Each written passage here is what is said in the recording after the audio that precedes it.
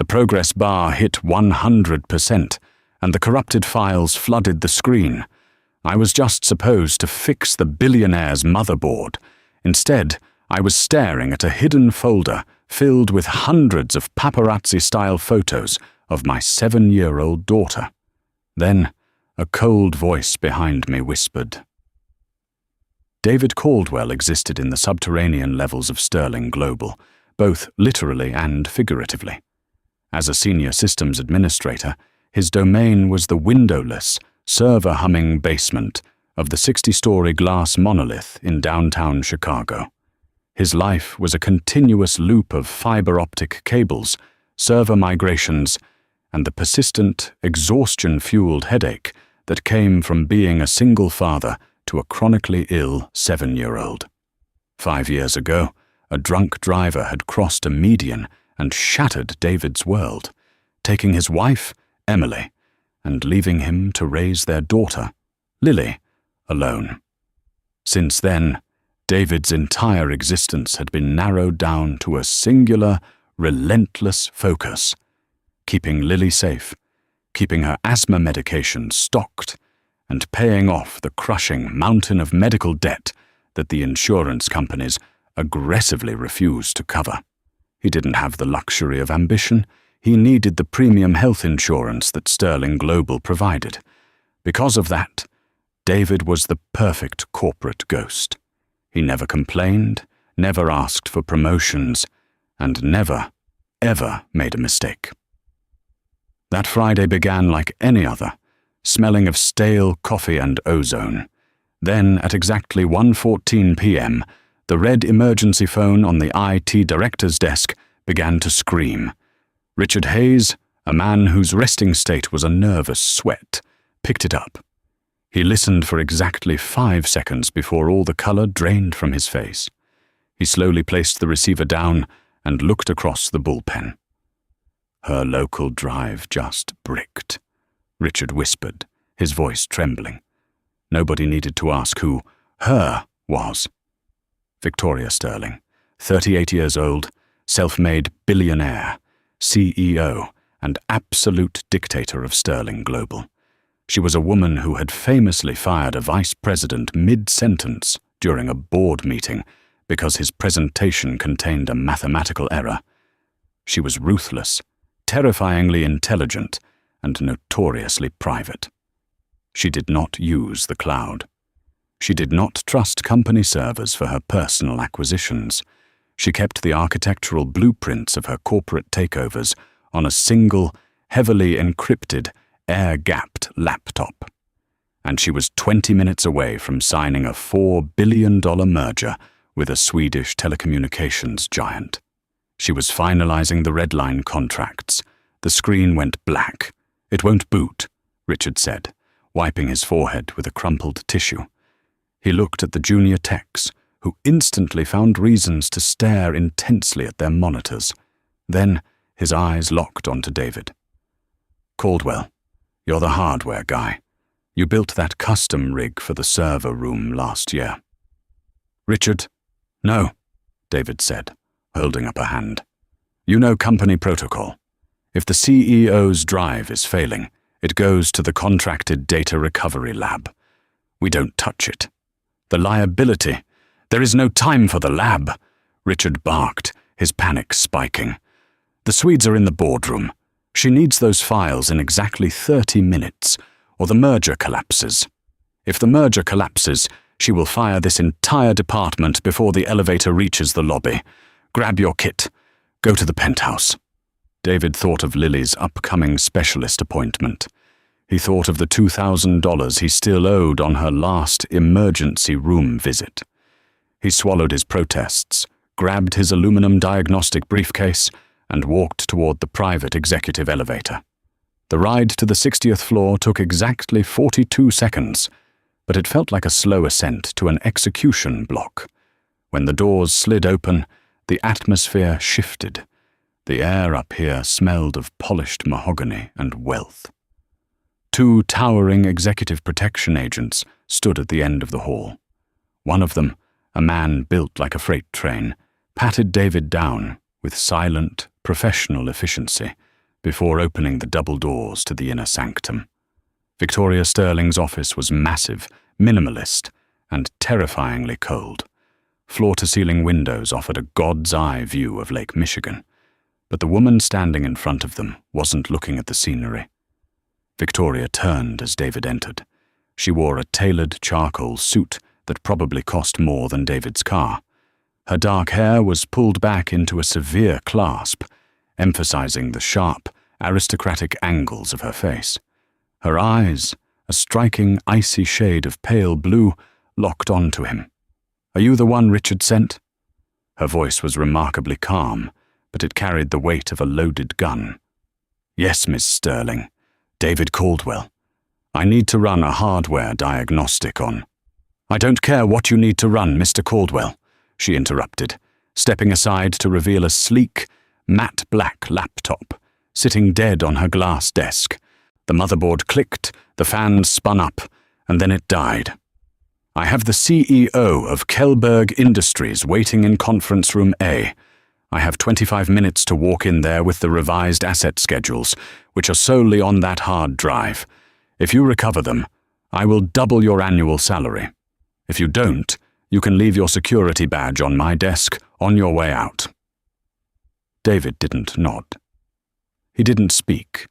He just walked to the desk, popped the latches on his briefcase, and went to work. The silence in the room was absolute, broken only by the microscopic snick of David's precision screwdrivers. Victoria paced near the windows, her heels clicking a slow, rhythmic metronome of impending doom. David removed the laptop's back casing, grounding himself with a wrist strap. He leaned in, inspecting the intricate architecture of the motherboard. He found the culprit in less than 3 minutes. A microscopic scorch mark near the solid-state drive controller. A power surge had bypassed the internal regulator and fried the bridge connecting the drive to the motherboard. "The drive itself is physically intact," David said, his voice quiet but steady. "But the controller on the board is scorched. It can't read the data." "So it's gone," Victoria stated, her voice dropping a fraction of a degree.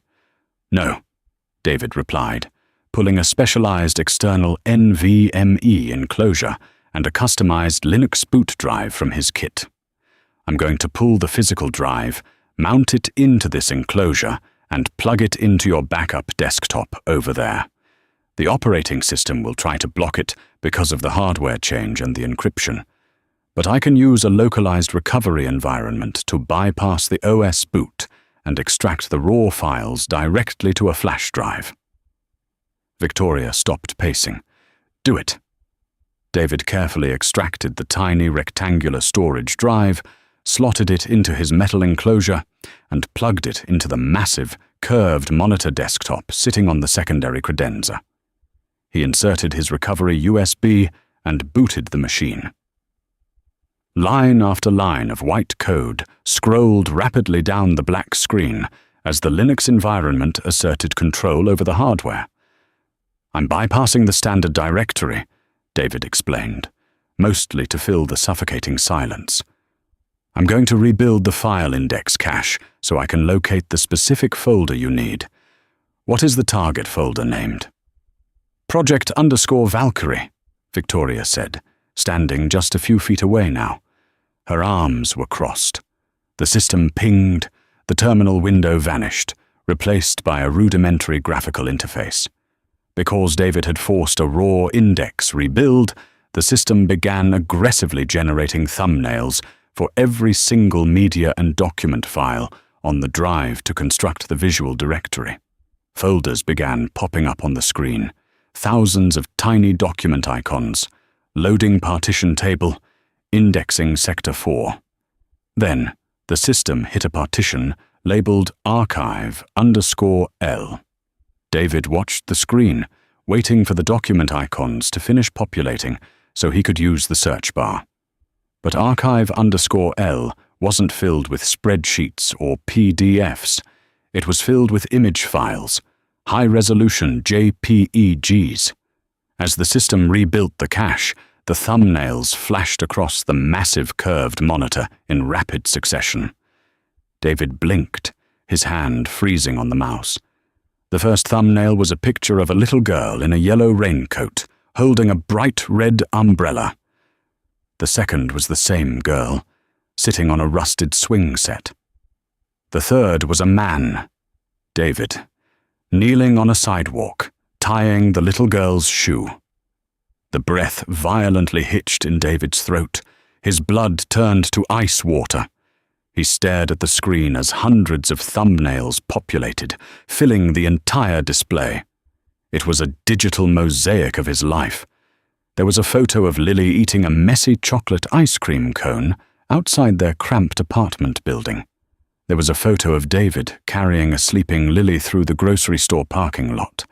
There were photos of Lily at the park, Lily walking out of her elementary school, Lily sitting in the waiting room of the pediatric pulmonologist. They weren't casual photos. They were taken with long telephoto lenses. The background was often blurred, the focus entirely on his daughter's face. The timestamps overlaying the files showed dates stretching back over 3 years.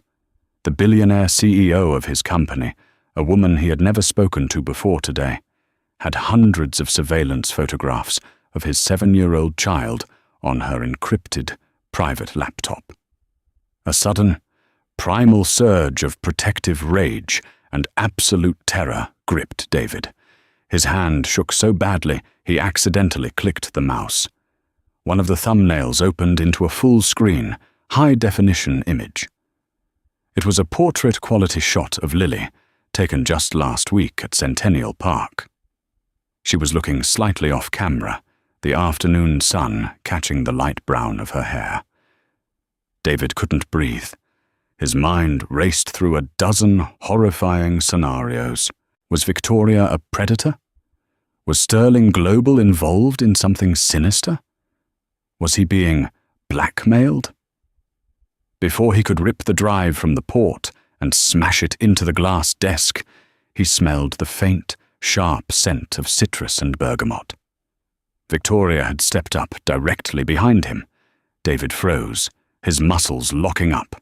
He slowly turned his head, expecting to see her reaching for security, or looking caught, or angry. Instead, Victoria Sterling was staring at the massive monitor, her icy exterior completely fractured. Her pale blue eyes were wide, tracing the digital image of Lily's face with a hunger and a sorrow that was physically painful to witness. Her hands, usually so perfectly composed, were gripping the edge of the credenza so hard her knuckles were white. The silence stretched, heavy and suffocating. David's heart hammered against his ribs. He prepared to shove past her, to run, to call the police. Then, Victoria slowly shifted her gaze from the screen down to David. The cold, dictatorial billionaire was gone. In her place was a woman trembling on the edge of collapse. "I've watched her grow up from behind tinted glass for 7 years, Mr. Caldwell," Victoria whispered, her voice cracking in the quiet room. She looked back at the screen, a single tear breaking free and cutting a track down her perfectly powdered cheek. Her gaze shifted back to him, and the question she asked effectively stopped David's heart. "Tell me the truth, David," she said softly. "Do you think she has my eyes?" David felt the floor drop out from beneath him. The high-end, temperature-controlled air of the penthouse suddenly felt too thin to breathe. He stared at Victoria Sterling, the untouchable titan of industry, and tried to process the impossible sentence she had just spoken. "Your eyes?" David choked out, stepping back until his spine hit the edge of the glass desk. "What the hell are you talking about? Who are you?" Victoria closed her eyes for a brief moment, her perfectly manicured hands trembling against the credenza. When she opened them, the absolute authority that usually radiated from her was entirely gone. 16 years ago, David," she began, her voice barely above a whisper. "I wasn't a CEO. I was a 22-year-old graduate student living out of my car, trying to fund a software patent that every bank in Chicago had laughed at. I was desperate, starving, and out of options. David's mind raced, trying to connect the dots between a billionaire's origin story and the photographs of his daughter. What does that have to do with Lily? Everything, Victoria said, stepping closer, her gaze pleading with him to understand. To keep my patent alive, I sold the only thing of value I possessed. I went to the Northside Fertility Clinic. I was a premium candidate, high IQ, perfect medical history, athletic background. I went through the extraction process 3 times. It paid for the servers that launched Sterling Global. The blood rushed roaring into David's ears. Northside Fertility Clinic. 8 years ago, before the accident, he and Emily had sat in that exact clinic. Emily had been diagnosed with early-onset ovarian failure. The doctor had handed them a binder of anonymous donor profiles. They had chosen Profile 402, a brilliant, driven graduate student with a flawless medical history. You, David's voice broke. You were Profile 402. Victoria nodded, a shuddering breath escaping her lips. Yes. The contract was ironclad. Absolute anonymity. I built my empire. I never looked back. But 5 years ago, my legal team was conducting a hostile takeover of a biomedical data firm. During the due diligence phase, I was reviewing their encrypted database architectures. She pointed a shaking finger at the screen, at the photos of Lily. I saw a data packet from Northside, she continued, tears now freely spilling down her face. I shouldn't have looked. I know I shouldn't have. But the temptation, I ran a query on my own donor ID. I just wanted to know if my DNA was out there. If I had contributed anything human to the world besides profit margins. You found us, David whispered, the horror and the heartbreak colliding in his chest. I found the death certificate, Victoria corrected, her voice shattering. I saw that the recipient, Emily Caldwell, had died in a car crash. I saw that the child survived, and I saw that the father was drowning in medical debt, working himself to the bone to keep a chronically ill little girl alive. David gripped the edge of the desk. You stalked us. You had me hired here. I bought the IT contracting firm you worked for and absorbed it into Sterling Global just to get you premium health insurance. Victoria fired back, a flash of her usual command returning. Do you think the insurance company suddenly deciding to cover Lily's experimental asthma treatments was a fluke?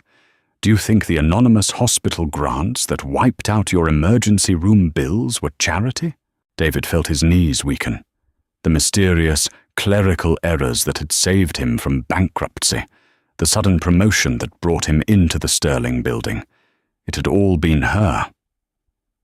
I couldn't step in legally. I had signed away my rights, Victoria pleaded, closing the distance between them. And you were a good father. I saw that. But I couldn't stop watching. My security detail takes the photos. I just needed to know she was safe, that she was breathing. I just wanted to watch her grow up. Before David could process the magnitude of the revelation, the heavy mahogany doors of the office violently rattled. Victoria! Richard's panicked voice muffled through the thick wood. The Swedes are threatening to walk. We have 5 minutes. Did Caldwell fix it? The real world crashed back into the room with the force of a physical blow. The heavy, sound-proofed mahogany doors of the executive suite violently rattled, the brass handles shaking as someone desperately tried to force them open. Victoria! Richard's panicked voice was muffled through the thick wood, but the sheer terror in his tone was unmistakable. The Swedes are threatening to walk. Kjellberg just told his legal team to pack up their briefcases. We have exactly 4 minutes. Did Caldwell fix the drive? Victoria, please open the door. The shouts from the hallway hung in the sprawling office. creating a surreal juxtaposition. Outside that door, billions of dollars were evaporating by the second. An entire corporate empire was holding its breath, entirely dependent on the data locked inside a fried piece of silicon. But inside the room, none of that mattered. The air was thick with a heavy, suffocating silence, entirely consumed by the staggering weight of a 16-year-old secret. David looked away from the imposing, tear-streaked face of the billionaire CEO and turned his attention back to the terminal window, still glowing on the secondary monitor. His hands were shaking, a deep, primal tremor that radiated from his chest down to his fingertips. The index had finally finished rebuilding its cache. The thousands of unauthorized paparazzi-style photographs of his 7-year-old daughter, images captured from behind tinted glass and telephoto lenses, were now neatly tucked away in the background partition. With a few keystrokes, he bypassed the visual directory and typed project_Valkyrie into the command line. He hit enter. Instantly, a secure folder containing 3 heavily encrypted PDFs appeared on the screen. The revised asset schedules, the golden ticket that would save Sterling Global's merger. David stared at the files. The power dynamic in the room had just violently inverted. He held a $4 billion deal in his hands. More importantly, he held the fate of the woman who had secretly orchestrated the survival of his family. His mind reeled, struggling to process the agonizing duality of the situation. He felt a fierce, protective rage at the invasion of privacy. Victoria Sterling had treated his life like a surveillance project. She had hired private security to stalk a grieving father and a sick child. She had bought the IT contracting firm he previously worked for just to manipulate his employment status, absorbing his old company into her massive corporate umbrella solely to grant him access to Sterling Global's platinum-tier health insurance. But as the anger boiled up, it slammed headfirst into an undeniable, sobering reality. 3 years ago, Lily had been admitted to the pediatric intensive care unit with a severe, drug-resistant asthma exacerbation. The out-of-pocket costs for the experimental biologic therapies had been astronomical. David had maxed out every credit card, taken out predatory loans, and was days away from declaring personal bankruptcy and losing their apartment. Then, miraculously, an anonymous hospital grant had materialized out of thin air, wiping out a massive $90,000 balance overnight.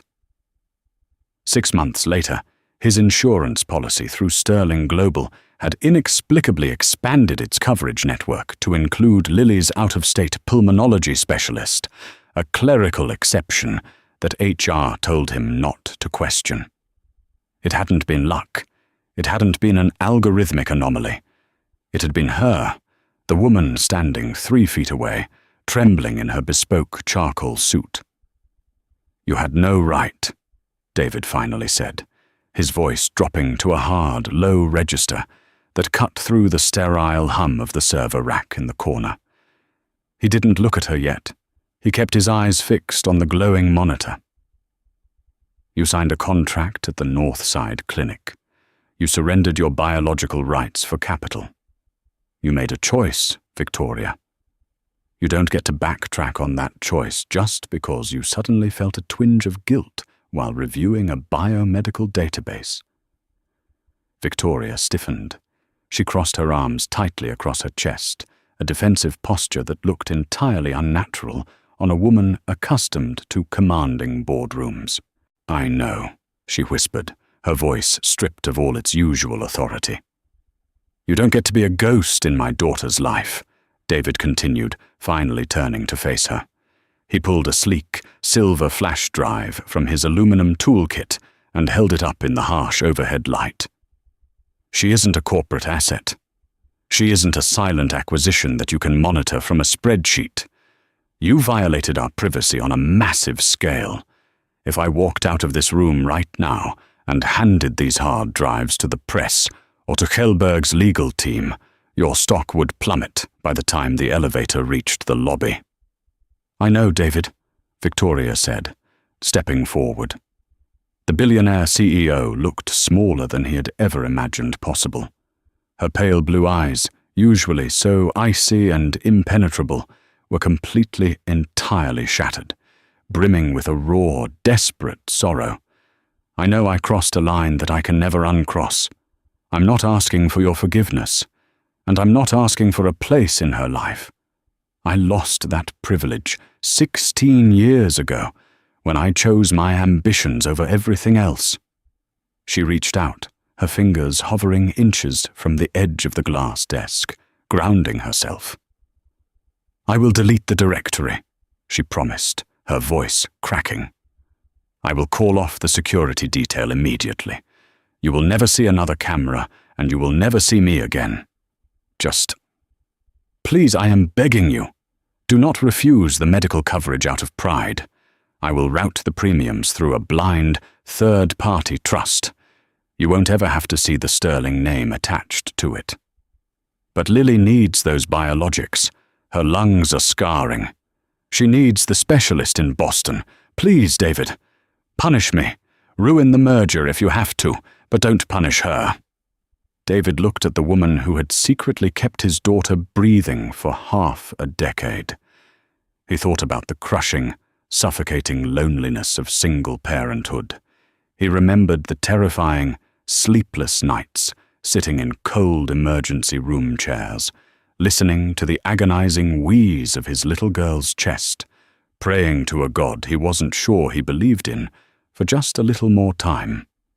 He looked at the immense, invisible safety net this strange, powerful, deeply flawed woman had woven under his fractured family. She had done the wrong things for the right reasons. Slowly, David turned back to the secondary monitor. He plugged his silver flash drive into the USB port. He highlighted the project_Valkyrie files and dragged them over to the removable drive. The progress bar flashed across the screen, completing the transfer in less than 4 seconds. He safely ejected the drive, pulled it from the port, and turned back to Victoria. He didn't hold it out of reach. He didn't demand a raise. He simply held it out to her. "I'm not going to take away her medical coverage," David said steadily, his gaze locked onto hers. "I'm not going to let my pride compromise my daughter's health, and I'm not going to make you delete those photographs." Victoria looked up, completely stunned. She didn't reach for the flash drive. She just stared at him, her breath catching in her throat. "But the shadow operations end today," David commanded, stepping forward and firmly pressing the silver flash drive into her trembling hand. "The surveillance stops right now. If you want to know if Lily has your eyes, or if you want to know what her laugh sounds like, you do not send a private security detail with a telephoto lens to spy on her at the park." Victoria looked down at the drive in her palm, her fingers lightly brushing against his. "What are you saying?" "I'm saying she has a piano recital next Thursday at 6 p.m. at the Westside Community Center," David said, his voice softening just a fraction, though his boundaries remained absolute.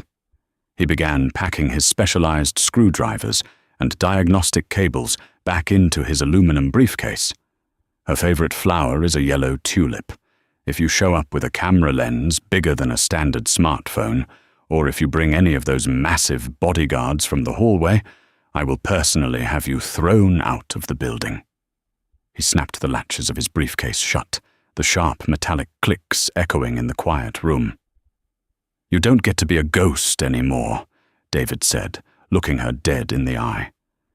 "If you are going to be in the room, you exist in the real world, and you sit in the back row." A profound, breathless shock washed over Victoria's face. For a long moment, she simply stared at him, trying to process the monumental grace he had just extended to her. Then, slowly, the shock gave way to a fragile, luminous smile that completely transformed her sharp, aristocratic features, making her look remarkably like the little girl in the photographs. "Thursday," Victoria breathed, gripping the flash drive like a physical lifeline. "At 6 p.m. in the back row. No security." "Go save your company, Ms. Sterling," David said, gesturing toward the heavy mahogany doors that were still vibrating from Richard's frantic pounding. Victoria squared her shoulders. She took a deep, shuddering breath, and right before his eyes, the impenetrable armor of the billionaire CEO clicked firmly back into place. The vulnerability was packed away, replaced by the terrifying cold intelligence that ruled the 60-story glass monolith. She was the Titan once more, but as she walked past him, her heels clicking decisively against the hardwood floor toward the boardroom, she paused for a fraction of a second. "It's Victoria," she said softly, not looking back. "And thank you, David, for everything." The boardroom door slammed shut, securing the multi-billion-dollar merger, but David knew the real negotiation had happened in the quiet of the penthouse. Life didn't instantly become a fairy tale. Trust took time, and the boundaries they established were fragile. But the following Thursday, as Lily struck the final chord of her recital, David glanced at the back row. A woman in a charcoal suit sat quietly, holding a single yellow tulip, watching the stage with eyes that perfectly matched the little girl's.